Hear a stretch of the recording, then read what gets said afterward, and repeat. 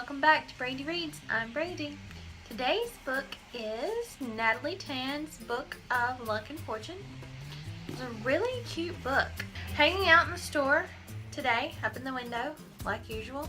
So it's a wet, yucky, rainy Saturday, and traffic is super loud because of the wet roads. So hopefully you can overlook the background noise, and I'll put some music in to kind of help drown that out a little bit. So hopefully it won't be too bad, but we'll give this a try and see how it works for today. Back to the book. Today we're again discussing Natalie Tan's Book of Luck and Fortune. Natalie is from San Francisco's Chinatown, and I really like learning new cultures, about new cultures, and the way they do things or how they do things different and stuff like that. So you really get that with this book. It's I don't know. I was gonna say it's simply Irresistible, the movie. If you haven't seen it, I loved it. Watch it. It's great. So it's that movie meets, I was gonna say Jackie Chan, but there's no fighting in this. It's really not Jackie Chan, but you get the two concepts. You get the Chinatown, and you get the chef with the hints of magic. So that's the combination you got going here, and I really enjoyed it. I love the movie Simply Irresistible, and this book really made me think of that.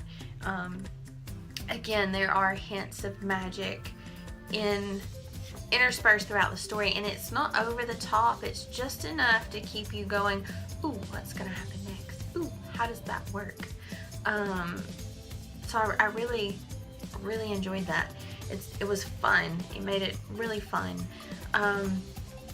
So Natalie, again, young Chinese woman, left home 7 years ago, has traveled the world working in restaurants and cooking in restaurants and learning the business. Her mother has now passed away. She has to go home and deal with things there. And her dream of owning a restaurant is at her fingertips, as she has inherited her grandmother's restaurant.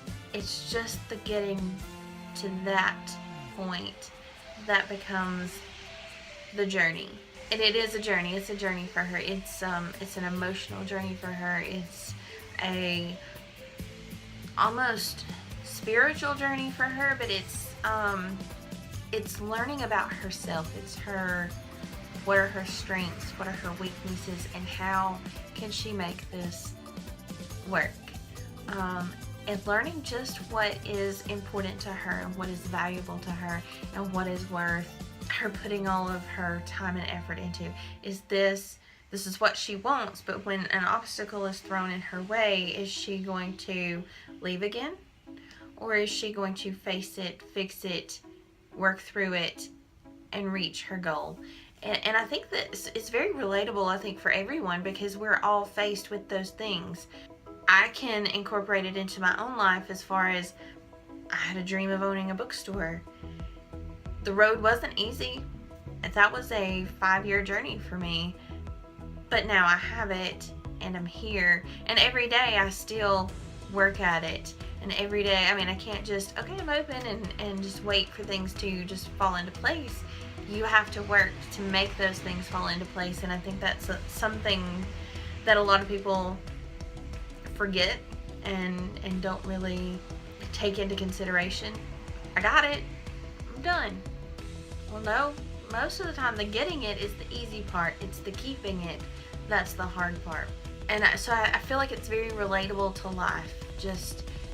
And everybody can relate it to their own life as far as their own dreams, their own goals, and the struggles that they have to work through and the obstacles that are thrown in their way to get to their goal. And anything worth having is worth fighting for and worth working really hard for. But you have to make that decision and decide how much work and effort it's worth to you.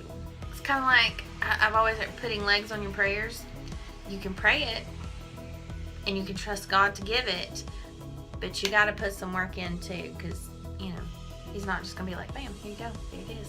So you've got to put the work into. So I think that's a big thing people forget about. It's like, okay, I made it here, now I can relax. Well, no, I made it here, Now the work is just really beginning. So I think this is very relatable. I loved learning the tidbits about the Chinese culture. Obviously, these are not.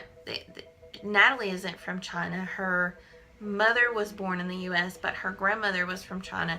You've got the old ways, the old Chinese ways, and you've got the younger, newer interpretations, I guess, of the Chinese ways, and just the inner workings of at least the San Franciscan Chinatown.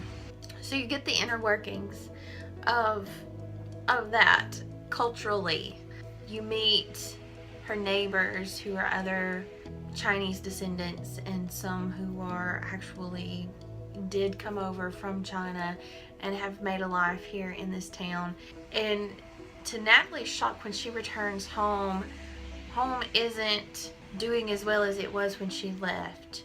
Things are different. People have moved, businesses have closed, and so Natalie really feels the change and feels almost kind of hurt that things have changed to the extent that they have. So she really wants to help that and really wants to bring the community back and revitalize the community and help the community continue to grow and be what it once was. So that's where the magic kind of comes in. It's fun. It's her dream of owning her grandmother's restaurant and running it in Chinatown, helping the community all at the same time. So there's little pieces of magic that get thrown in there that kind of help bring things along, but they can also, if not used properly, I mean, we've all read the stories. Magic not used properly can do damage. So that's Natalie's struggle. And again, it's not wild, over-the-top magic. It is just enough to cause chaos or to cause harmony. And knowing which side of that to balance on and to get the results was kind of part of the story and the struggles. There's obviously some other things going on in there too, but I still feel like it's very relatable. We don't get to use magic, and that's okay. I think we create our own magic in some ways. I feel like I get a little bit of magic every day with my bookstore, so I think we create our own magic.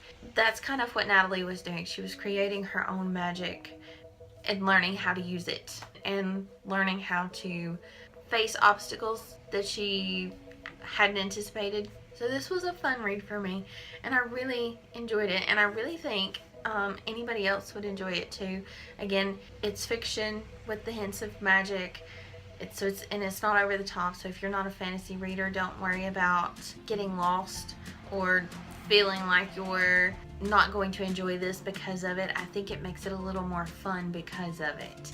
And again, if you haven't watched the movie Simply Irresistible, go watch that movie, and if you enjoy that movie, you're gonna love this book because it really puts you in mind of the book, puts you in mind of the movie. So you get the movie with the Chinese twist. So I love that. I love that you get the cultural difference in there, but it's still fun, and I still really enjoyed it. And I guess that's really it. I mean, not a whole lot to get long-winded on without giving away spoilers. Natalie Tan's Book of Luck and Fortune, check it out. It comes out June 11th, so the second Tuesday in June, this book comes out. You will love it. Go grab a copy at your local bookstore. Support local bookstores. We all need the help. Barnes & Noble, Books A Million, they're fine. They don't need no help. Go see your local bookstore and get this book. Local. Shop local. That's a big thing. Shop local. Support your local business, because if your local business fails, the community fails. And if the community fails, you've got no home. So think about that. Think about that. That's important. So check out some of my other videos. I'll be doing another video soon. I'll see you next time. Bye.